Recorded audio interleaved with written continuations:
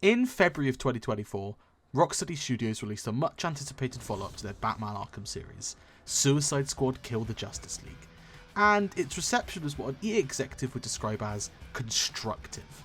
That's a euphemism for not as positive. I am one of the 12 people who couldn't wait to see how awful the game actually was, but almost instantly after the credits rolled on the game, like many people, I had decided to go back and play every single entry in the series to see how well each one holds up today. Join me over the course of 6 videos as I explore the Arkham series, the ups, the downs, the pros, the cons, and ask if these games are as good as everyone collectively remembers, or if they've aged as badly as Rocksteady's quality control. You played yourselves. Welcome to Task Force X.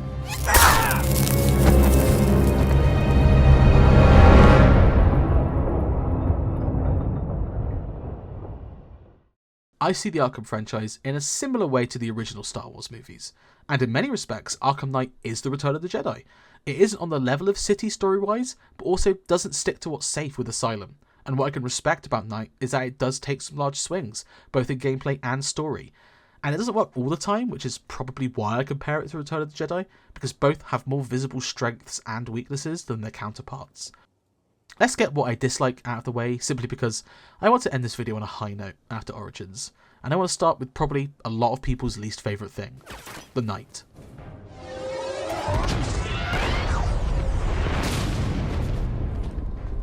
I don't hate Jason Todd as a character, but how he's presented in the game just feels tauntingly obvious.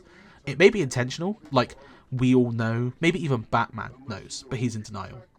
Holy shit, it was annoying. The game does it a lot, actually, the same with Oracle's death, where it's really obvious that something more is happening, but the supposed world's greatest detective can't see it. The Knight kind of epitomizes all of that, because it's the first time in the game where we see Batman fail to solve the mystery as quickly as we have. Mystery writing is hard, I can't deny, but the Knight is a major reason why the game's plot is lesser than City and Asylum, because most of the effort is spent untangling a mystery we as the player have already solved. It's the only time during Rocksteady's trilogy that I felt disconnected from Batman because I was the smarter one of the two of us. Okay, let's not linger on the negatives too much. The Batmobile. It was annoying and tedious, and nearly every single use of it was a repeat of the same 3 tasks, the only really interesting one being the races the Riddler has you do. I liked the intro to the Batmobile, but everything else was fine for 1 or 2 missions before becoming repetitive. I mean, the Batmobile sneaking? Sneaking! It's a fucking tank! How is that sneaking? Jesus. The open world as well. Listen, I think Knight's open world is actually one of the better ones, and probably an improvement design-wise on cities in both variety and complexity. I just also think that a lot of the activities in Knight felt very Assassin's Creed in nature. You know what I mean? Go here, do this, say you've done it amount of times. It's fine for a while, but once you've hit a certain point, you either give up because it's boring or force yourself to finish them, and either way that's just not good design. Okay, negative out the way, let's get to the good shit. It's been said to death, but damn, this game is beautiful.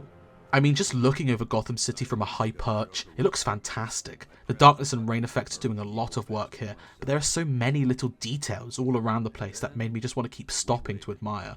Like how when you're Joker infected enough, the billboards will change to be twisted versions of Batman killing the Joker, or how there are little Easter eggs to previous villains. It's not the highest fidelity anymore. There were some moments where you can spot the age, but they're very, very few and far between. The style and look of this game are by far its biggest strength, which is good, because while its story is entertaining, it isn't exactly the tour de force that City was. Rocksteady aren't shy, either, about what Arkham Knight was. Batman's gonna die. Is how the Joker died. Wait, that's not how it goes.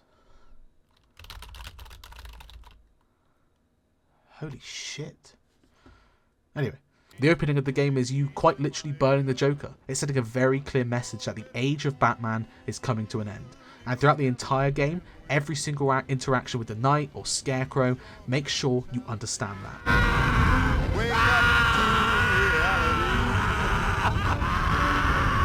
Sadly, the best thing about this game isn't any of that bullshit, but rather, once again, all the stuff with the Joker. Miss me? It might be a bit far, but this may be Mark Hamill's best performance as the Joker. He's incredibly dynamic and personal in a way the Joker isn't, and tempers a playful tone with a constant and ever-growing sinister edge that really serves to creep you out and draw you in.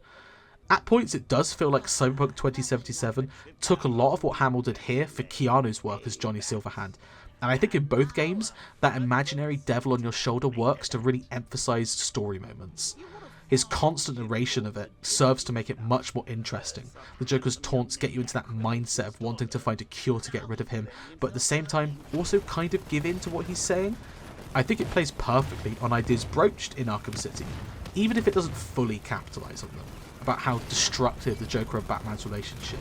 And it works as an amazing metaphor for not only Batman's fighting addiction of the Joker's brand of chaos, but also his internal struggle to break out of that cycle and finally move on from both the Joker and the trauma from the death of his parents. Scarecrow was then the perfect villain to choose for this character arc for Batman, and it's sad that the game severely underuses him to the point where he's essentially a secondary villain to the Knight, despite him being the one pulling all the strings. We see Scarecrow so sparingly that he might as well have just been on a screen the entire time. My only nitpick of the game is that Scarecrow isn't used enough, though there's a larger trend of how he's used in most Batman properties anyway. In a story where Batman is struggling to let go of the past in multiple different ways that are so intrinsically baked into his character, just having him pop up to spray fear gas on him like we're back in Arkham Asylum doesn't feel enough. It's something that a lot of the villains in this game actually suffer from, popping up for a main mission or two before being relegated to Gotham's Most Wanted, or as we put it, side quest status. The Penguin, Two-Face, Hush, Azrael all feel like they should have been wrapped up inside the main story to create a mainline narrative that feels like Batman is being harangued by Gotham's criminals.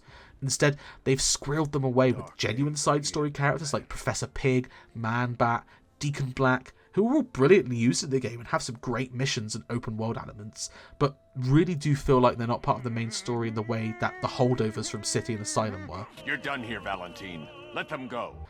It's also weird that Deathstroke shows up as a post-game substitute for the Knight. Like, brother, you could have been helping from the start. Where were you the entire night? Quick side note as well. They did DLC from some of the more popular characters, Mad Hatter, Killer Croc, Old Man Ra's al Ghul, Mr. Freeze, and only the Mad Hatter and Mr. Freeze ones are any good. I think the Mr. Freeze one is the only one worth playing, simply because it's a conclusion to his story from Arkham City. That was the only story beat in the 3 games that actually made me feel anything. If you trust them, Victor, take your shot. Warning, cryogenerator unstable. So now, in the end, spoiler alert for this like decade-old game now, but Batman doesn't die. Shocker, he beats the bad guy, redeems Jason Todd, and then blows up his house to go live in his cave forever. It's not an ending I particularly liked, but as far as Batman's story goes, I think it is serviceable. The post-game DLC story thingies add a little more hope that the Bat family will get their shit together with Bruce gone, but the post-credit scene heavily implies that Batman starts using Scarecrow's fear gas to take his crime fighting to a more brutal level, which, yay, I guess. Much like Return of the Jedi, the ending is a little mixed, because you like the fact the good guys won, but you're wondering where the Ewok Yub-Nub song is, and suddenly Luke Skywalker is using Force Lightning to fight stormtroopers? Wait, no, I feel like this analogy's getting lost in the weeds a bit now. The point is, it's a serviceable, if not perfect, ending to a mostly good trilogy of games, and one we don't talk about enough considering how good it is. She needs a new myth. A legend more powerful than I can be right now. This is where I do like a tee-up into getting another disappointing Arkhamverse game with some lame pun or wit that lets me easily lead into the Suicide Squad video, but is there anyone even willing to defend Suicide Squad Kill the Justice League?